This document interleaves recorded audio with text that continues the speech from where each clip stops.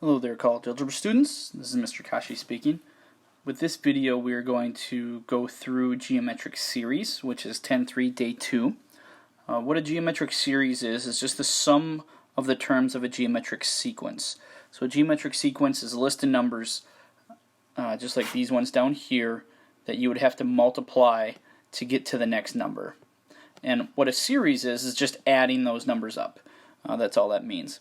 So the difference between, there's two different types of series. A finite series, which has an end. It has a set amount of terms. That's the one, we're going to be studying those today. And then in our next video, we'll be talking more about infinite series. So this is just the geometric sequence formula to find a certain term in the sequence. I do want to go through what all these variables mean for the finite geometric series. So this is going to be the sum of the terms. A1, as always, is going to be our first term. AN is going to be our last term. Sometimes we're going to need to find that last term using our geometric sequence formula to the left there. And then we have an R, which actually shows up in two different spots. That is our common ratio. And the common ratio is the number that we multiply by to get to the next number in a sequence. So those are all going to be very important parts to use that formula. So moving on to an example here, we have we've got two formulas up here for our reference.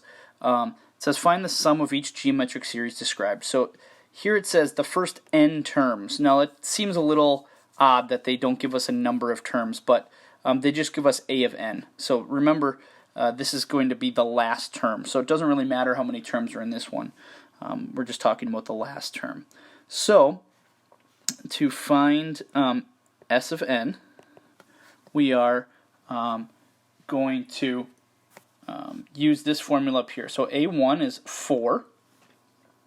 Then we're going to subtract our A of n, which is 2,000. And then we're going to multiply by our R, which is negative 3. Then 1 minus our R, which is another negative 3, like that. So we need to kind of simplify this. So this would be 4 minus a negative 6,000. All over, remember this is change, so this is all over 4.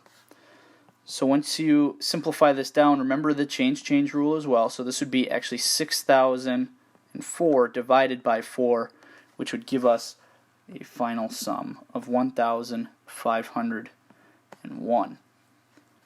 Now this seems a little odd that our sum is actually smaller than our last term, but I just want to remind you, our first term was 4, and our common ratio is negative 3. So our second term would have been negative 12. Our third term would have been a positive 36. And that would keep going. So seeing that we're going to be adding positives and negatives together keeps this number rather low. And it actually keeps it lower than our last term of 2,000. So when that happens whenever your R is a negative number, or that your common ratio is a negative number. So another example here. We have our first term is 3, our last term is rather large, 46,875, and our common ratio is negative 5. So to find that sum, we need to use our first number, 3 minus 46,875 times a negative 5, all over 1 minus negative 5. So we need to simplify that. It's going to be 3 minus negative 234,375 all over 6. So this is probably where you want to use a calculator. Remember the change here, and this ends up being 39,063. So this geometric series, adding up all of those terms, would add up to 39,063. Another example here, we're going to have to find a couple of these different things on our own. So remember, we need to find these. We need A1, we need A of n, we need R, but we don't know what our 12th term is. So it says the first 12 terms of this sequence. So here we need A of 1, we need our R, we need our n, and then A of 12, that's what we're trying to find. So our A of 1 would be 4. Our common ratio, well, we're multiplying by 2 each time. So our common ratio would be 2, and our n would be 12. So we can find out what A of 12 is by plugging that into our sequence formula. So we have A of 12 equals 4 times 2 to the 11th. So if we were to plug 12 in to that n minus 1, 12 minus 1 is 11. So we can plug that into a calculator. 4 times 2 to the 11th would end up being 8,192.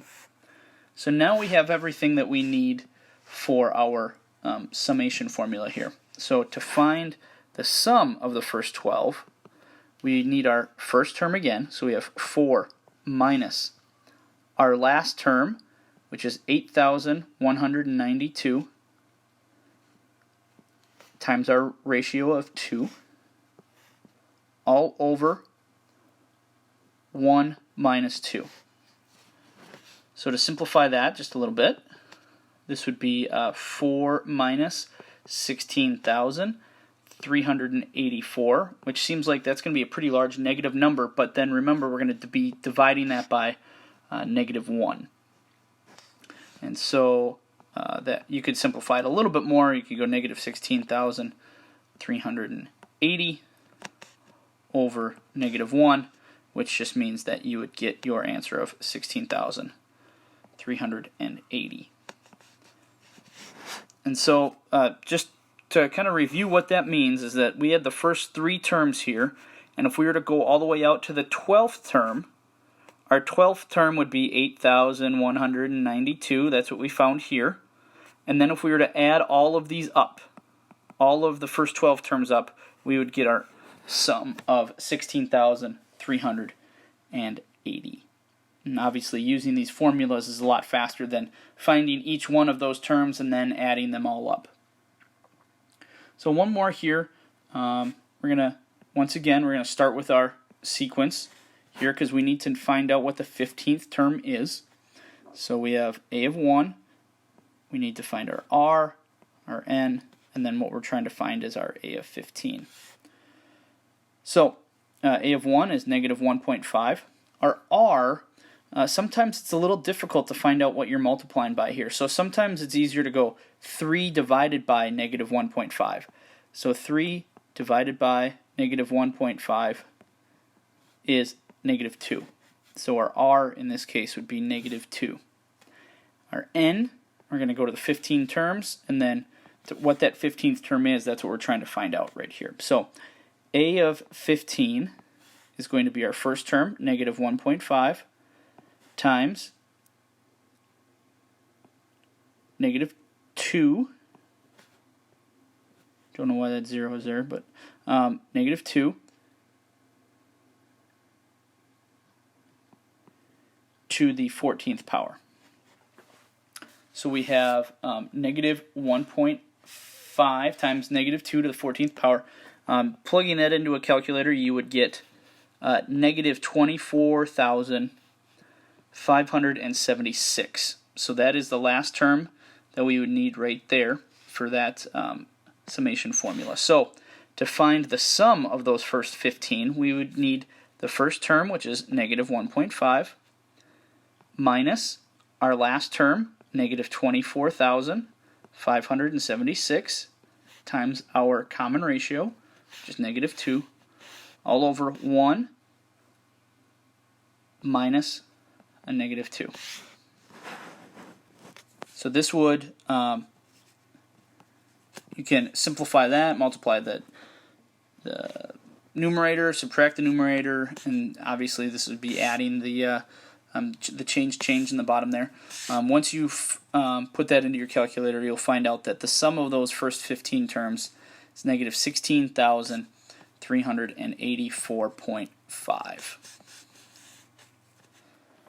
So hopefully these examples helped out finding the values, the summations of these different series that we had, and help you with your assignment dealing with geometric series.